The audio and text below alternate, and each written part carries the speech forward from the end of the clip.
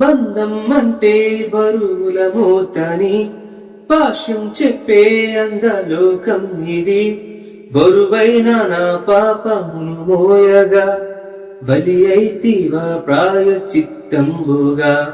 బ్రతికించిన భారమును తీర్చగా బంధానికి భాష్యమైనావుగా.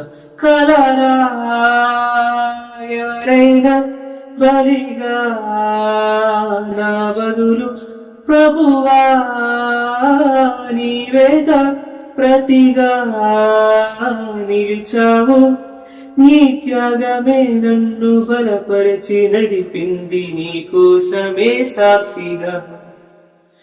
వర్ణించాలా నీ ప్రేమెంతని, లెక్కించాలా నీ కృప ఎంతని.